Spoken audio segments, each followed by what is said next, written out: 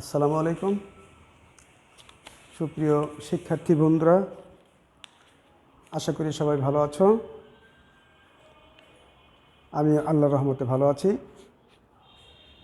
গত ক্লাসে আমরা তোমাদের সাথে আলাপ করেছিলাম সেট কাকে বলে, সেটের গঠন পদ্ধতি, সেট কিভাবে লিখতে হয়, সেট কত প্রকার।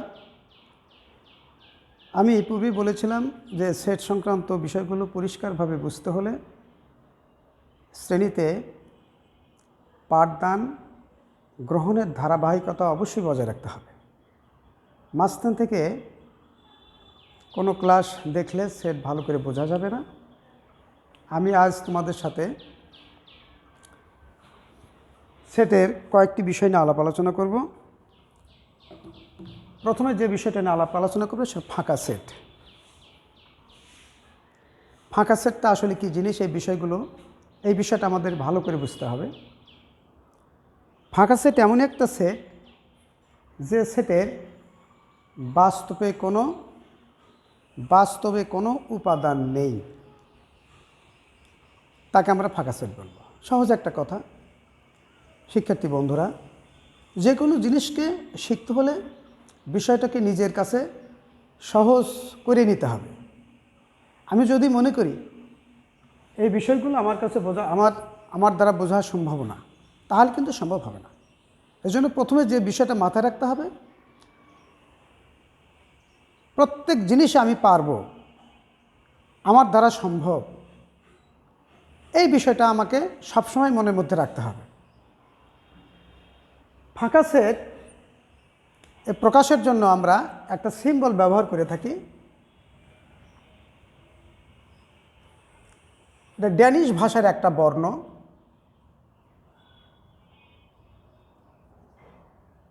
ড্যানিশ ভাষার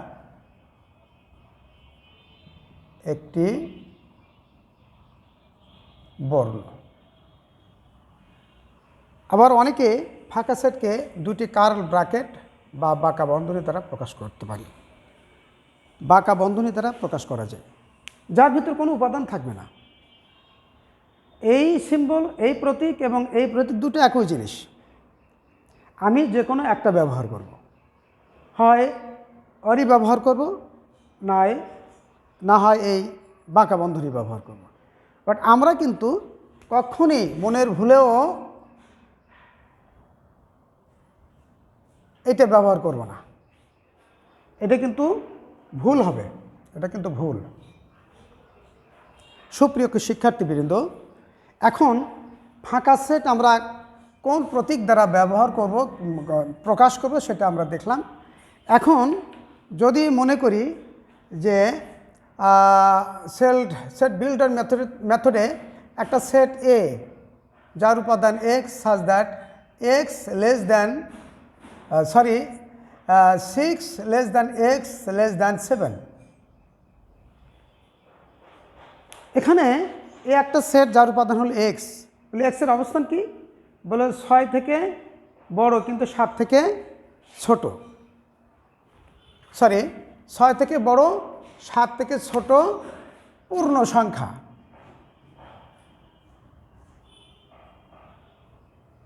এই কথা যদি বলা হয় তাহলে আমাদের কিন্তু একটু চিন্তা ভাবনার বিষয় আছে।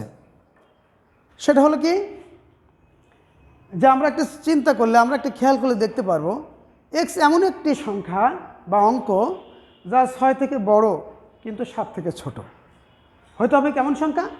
পূর্ণ সংখ্যা।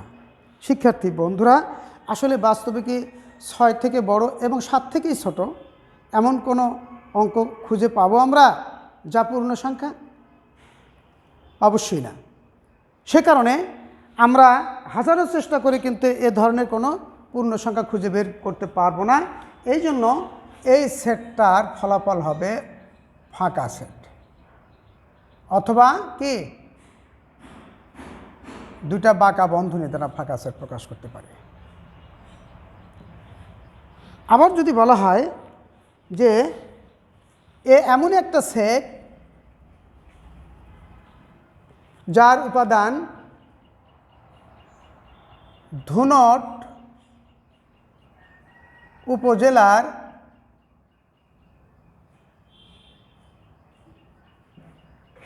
সকল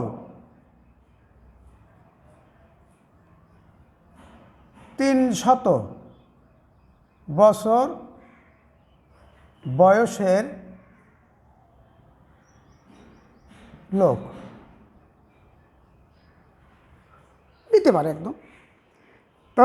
তাহলে আমরা এই ধুনট উপজেলা তন্ন তন্ন করে খুঁজেও কি সম্ভব হবে এই 300 বছর বয়সের লোক সংখ্যা একটা তালিকা তৈরি করতে যদি আমি বলি, তাহলে কি আমরা খুঁজে পাবো? নিশ্চয়ই পাবো না। সেই ক্ষেত্রে আমরা এটাকে, আমি উদাহরণের জন্য বুঝাইলাম বিষয়টা, সেই ক্ষেত্রে আমরা এটাকে আমরা কি বলবো যে 300, আমরা যদি এইভাবে লিখি যে বাস্তবে ধুনট উপজেলার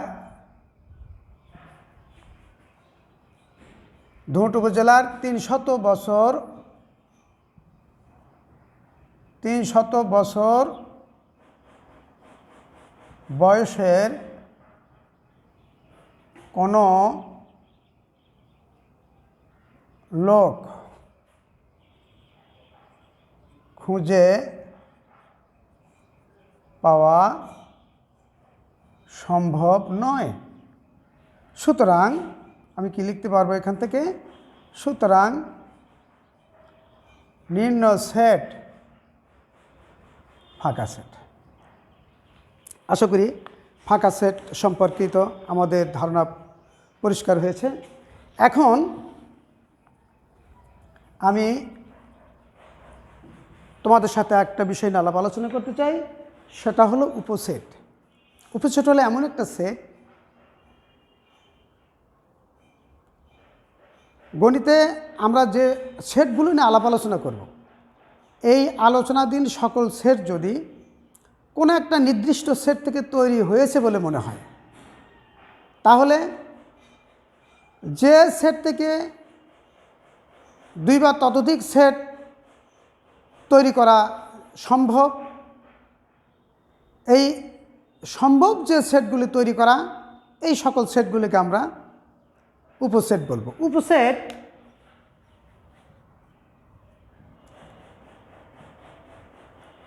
উপসেট সাধারণত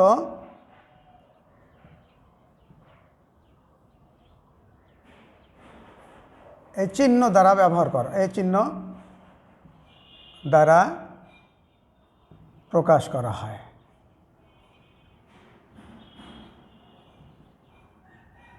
This is the sign whose name is subset sign. Subset sign. তো গণিতে আলোচনাধীন সকল সেট যদি কোনো নির্দিষ্ট সেটের উপসেট, কোনো নির্দিষ্ট সেট থেকে তৈরি হয় বলে মনে হয়, তাহলে যে সেটগুলি তৈরি হয় তাদেরকে আমরা ওই মূল সেটের সাবসেট বলবো। তো যদি এ একটি সেট হয় যার উপাদান হলো এ বি সি ডি হতে পারে, বি একটা সেট যার উপাদান এ বি, সি একটা সেট যার উপাদান বি সি ডি, ডি একটা সেট যার উপাদান এ সি ডি, ই একটা উপাদান যার উপাদান হলো বি সি ডি ই। সুপ্রিয় শিক্ষার্থী বন্ধু, তোমরা একটু লক্ষ্য করো, আমরা এ একটা সেট লিখেছি যার উপাদানগুলো এ বি সি ডি, আরও কিছু সেট তৈরি করেছি, বি যার উপাদান হলো এ বি, সি যার উপাদান বি সি ডি, ডি যার উপাদান এ সি ডি, এবং ই একটি সেট যার উপাদান বি সি ডি ই। এখানে একটা জিনিস আমরা খেয়াল করি, বি সি ডি এই উপসেটগুলোতে যে উপাদানগুলো আছে আমরা ভালো করে খেয়াল করে দেখি ওই উপাদানগুলো এ সেটের মধ্যে বিদ্যমান, কিন্তু ই একটা সেট যার উপাদানগুলো বি সি ডি, কিন্তু একটু উপাদান এখানে ই বেশি আছে, যা এ সেটের ভিতরে নেই। সুতরাং আমি বলতে পারি এই যে বি সি ডি সেটগুলো তৈরি হলো একটা নির্দিষ্ট সেট থেকে, তাহলে এই বি সি ডি হলো এই এ সেটের উপসেট। বাট ই সেটটা যেহেতু সরাসরি এ সেট থেকে তৈরি হয়নি, সুতরাং ই সেটটা কিন্তু এ সেটের উপসেট নয়। সুতরাং আমরা লিখতে পারি B is the subset of A, C is the subset of A, D is the subset of A, but E is the not subset of A. Subset, not subset. এই চিহ্ন দ্বারা তো উপসেট নয় চিহ্ন, এই চিহ্ন দ্বারা কোনো উপসেট কোনো অন্য একটি সেটের উপসেট নয়, এটা প্রকাশ করতে আমরা এই সাইনটা ব্যবহার করে থাকি। সুতরাং বি এ সেটের উপসেট, সি এ সেটের উপসেট, ডি এ সেটের উপসেট, ই এ সেটের উপসেট নয়, কারণ এই সেটের সবগুলো উপাদান এর মধ্যে নাই। সুপ্রিয় শিক্ষার্থী বন্ধুরা, আশা করি আমরা এ সেটটা পরিষ্কারভাবে বুঝতে পেরেছি, উপসেটটা পরিষ্কারভাবে বুঝতে পেরেছি। এখন আমি তোমাদের সাথে আলাপ আলোচনা করব প্রকৃত সেট নিয়ে। প্রকৃত সেট,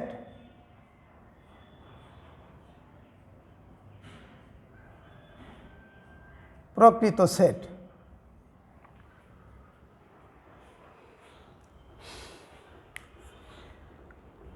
প্রকৃত সেট কোনো নির্দিষ্ট সেট থেকে যতগুলি উপসেট তৈরি করা যায়। আমি কিন্তু সুপ্রিয় শিক্ষার্থী বন্ধুরা, আমি তোমাদের সাথে প্রকৃত সেট নিয়ে কথা বলছি, একটু মনোযোগ সহকারে শুনতে হবে। প্রকৃত সেট কি, এই বিষয়টার সংজ্ঞা আগে আমাদেরকে জানতে হবে। প্রকৃত সেট হলো সেই সেট যে সেটগুলো কোনো একটি নির্দিষ্ট সেট থেকে তৈরি হয়েছে, কিন্তু এই যে সেটগুলি তৈরি হলো এই সেটের উপাদানগুলো মূল সেটের উপাদান থেকে কম হবে, মূল সেটের উপাদান সংখ্যার চেয়ে কম হবে। বেশি হওয়ার কোনো প্রশ্ন ওঠে না। খুবও যদি বেশি হয় তাহলে সমান হবে, তখন কিন্তু ওই সমান যে সেটটা হবে ওটা কিন্তু ওই সেটের প্রকৃত সেট নয়। আমি উদাহরণ সাহায্যে বিষয়টা তোমাদের সাথে দ্বারা তোমাদেরকে পরিষ্কার করতে চাই। যদি এ একটি সেট হয় যার উপাদান হতে পারে 1, 2, 3, 4, 5, বি একটা সেট যার উপাদান হলো 1, 2, সি একটা সেট যার উপাদান হলো 2, 3 হতে পারে, ডি একটা সেট যার উপাদান হলো 3, 4, 5 হতে পারে, ই একটা সেট যার উপাদান হলো 1, 2, 3, 4, এরকম আরও হতে পারে। আমরা একটু খেয়াল করলে দেখব। আচ্ছা, আর একটা সেট আমি লিখি, ই এফ যদি একটা সেট হয় যার উপাদান হলো 1, 2, 3, 4, 5, এর বেশি হতে পারে না। কোনো মূল সেটের উপাদান সংখ্যা ওই সেট থেকে উৎপন্ন উপসেটগুলির উপাদান বড় জোর বেশি হলে সমান হবে, কিন্তু বেশি হবে না, ওই সংখ্যা ওই উপাদানগুলির সংখ্যার বেশি হবে না। সেক্ষেত্রে আমরা একটু খেয়াল করি, বি সেটটা 1, 2 উপাদান বা বিন্দু আছে 1, 2 যা এর মধ্যে বিদ্যমান, সি একটা উপসেট যার উপাদান 2, 3 যা এ সেটের মধ্যে বিদ্যমান, ডি একটা সেট যার উপাদান 3, 4, 5 যা এ সেটের মধ্যে বিদ্যমান 3, 4, 5, ই একটা সেট যার উপাদানগুলি 1, 2, 3, 4 যা এ সেটের মধ্যে বিদ্যমান। সুতরাং A B C D E এই চারটি সেটের উপাদান সংখ্যা মূল সেট এ সেটের উপাদান সংখ্যার চেয়ে কম। এবং শুধু তাই না, বি সি ডি ই এই সেট চারটির প্রত্যেকটি উপাদান, প্রত্যেকটি বিন্দু বা প্রত্যেকটি সদস্য এ সেটের মধ্যে বিদ্যমান। সুতরাং আমি বলতে পারি বি সি ডি ই এই সেটগুলো এ সেটের উপসেট, এ সেটের উপসেট। সুতরাং উপসেট শুধু তাই না, উপসেট শুধু তাই না, বি সি ডি ই এরা কিন্তু এ সেটের প্রকৃত সেট। কিন্তু একটা জিনিস আমরা যদি খেয়াল করি, এফ সেটটা কী আছে, এফ সেটের উপাদান 1 2 3 4 5, এ সেটের উপাদান A1 2 3 4 5। অতএব ই সেট এফ একটি সেট, এফ একটা সেট যাই এ সেটের উপসেট এবং ইকুয়াল।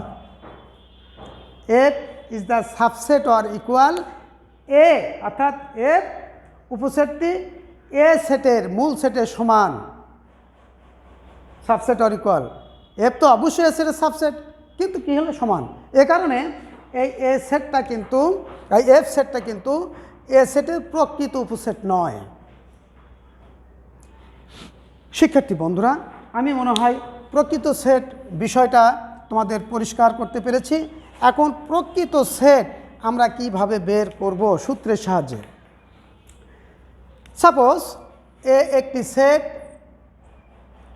আমি পি একটা সেট ধরতে পারি যার উপাদান সংখ্যা হতে পারে ক হতে পারে, খ হতে পারে, গ হতে পারে, তিনটি উপাদান।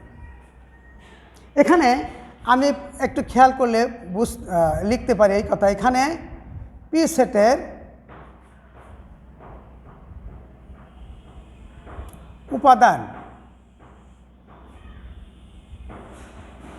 উপাদান সংখ্যাকে আমরা ছোট হাতের এন দ্বারা প্রকাশ করব। এন ইকুয়াল টু কত? 3। সুতরাং পি সেটের উপসেট সংখ্যা হবে 2 টু দি পাওয়ার n। সুতরাং পি সেটের প্রকৃত উপসেট হবে, উপসেট সংখ্যা হবে 2 to the power n minus 1। শিক্ষার্থী বন্ধুরা, আমরা খেয়াল করি পি একটি সেট। এখানে লিখেছি পি সেটের উপাদান সংখ্যা। উপাদান কয়টি বিন্দু আছে? 1 2 3। পি সেটের উপসেট সংখ্যা কী হবে? 2 টু দি পাওয়ার n। 2 এটা হলো অক্সিয়ম, স্বতঃসিদ্ধ, এটা আমাদের সূত্র, যাকে বলবো আমরা সূত্র 2 টু দি পাওয়ার n। 2 হলো সূত্র থেকে নিয়ে এসছে, n হলো ওই পি সেটের উপাদান সংখ্যা। তাহলে আমরা কি পাবো? এই সূত্র প্রয়োগ করে আমরা পি সেটের উপাদান সংখ্যা কী পাবো? 2, আর উপসেট সংখ্যা উপাদান সংখ্যা হলো 3।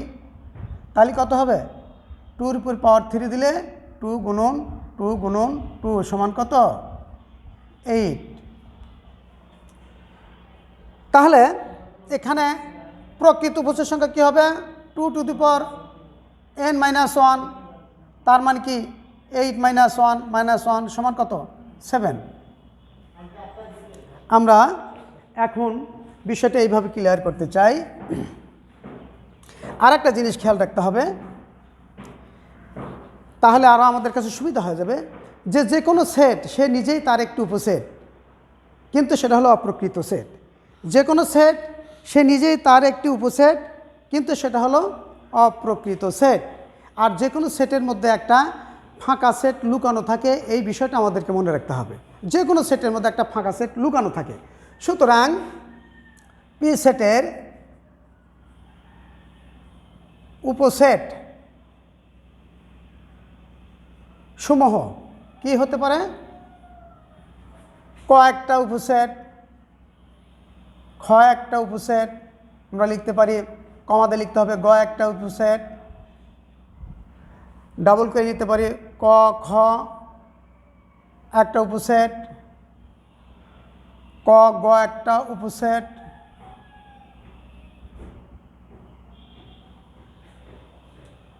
খ গ একটা উপসেট, খ এবং গ একটা উপসেট। এখন কয়টা হলো আমরা দেখি? 1 2 3 4 5 6। ওই যে বললাম, যে কোনো সেটের মধ্যে একটা ফাঁকা সেট লুকানো থাকে, আর যে কোনো সেট সে নিজেই তার একটি উপসেট, সেই আইন অনুযায়ী আমরা এটাকে উপসেট হিসেবে ব্যবহার করতে পারি। সুতরাং উপসেট সংখ্যা কয়টি হলো? 1 2 3 4 5 6 7 8। আমরা আগে দেখেছি যে এই সেটের উপসেট সংখ্যা হবে 2 টু দি পাওয়ার n। 2 হলো ফর্মুলা থেকে এসছে আর n হলো মান 3, তাহলে 8। আমরা সংখ্যা কয়টা পেয়েছি? 1 2 3 4 5 6 7 8। আমরা যে কোনো সেট, এই উপাদান যদি একটা সেট হয় যার উপাদান সংখ্যা যদি 1 2 3 4 5 হয়, তাহলে উপসেট সংখ্যা কী হবে? উপসেট সংখ্যা হবে two to the power n equal to 2 to the power 1 2 3 4 5, 5-এর উপর 5 পাওয়ার দিলে 32 হয়। অর্থাৎ এর মধ্যে 32টা উপসেট আছে। এই 32টা উপসেটের মধ্যে অবশ্যই ওই সেটটা নিজেও আছে এবং একটা ফাঁকা সেট আছে। তাহলে আমি একটা জিনিস ক্লিয়ার করতে চাই, তাহলে পি সেটের প্রকৃত উপসেট সংখ্যা কী হবে? সুতরাং পি সেটের প্রকৃত উপসেট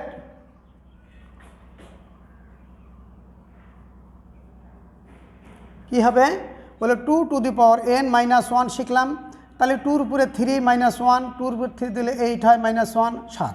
সুতরাং এটা কি হবে? শুধু ক একটা সেট হবে, খ একটা সেট হবে, গ একটা সেট, খ একটা সেট, গ একটা সেট, খ গ একটা সেট তৈরি হবে, আর একটা ফাঁকা সেট। অর্থাৎ মূল সেট যেটা ক খ গ, এই সেটটা এখানে আসবে না। তাহলে এখন দেখি পি সেটের প্রকৃত উপসেট কয়টি হলো? 1 2 3 4 5 6 7। সুপ্রিয় শিক্ষার্থী বন্ধুরা, আমি আশা করি আজকের বিষয়গুলো নিয়ে তোমাদের সাথে যতটুকু আলোচনা করেছি তোমরা পরিষ্কার বুঝতে পেরেছ। সামনের দিনগুলোতে ধারাবাহিকতা সেটের কার্যক্রম আমাদের আলাপ আলোচনা চলবে, আশা করি সাথে থাকবে। আজকে সবার সুস্বাস্থ্য কামনা করে আজকে এখানেই বিদায় নিচ্ছি। আল্লাহ হাফেজ। আসসালামু আলাইকুম ওয়া রাহমাতুল্লাহ।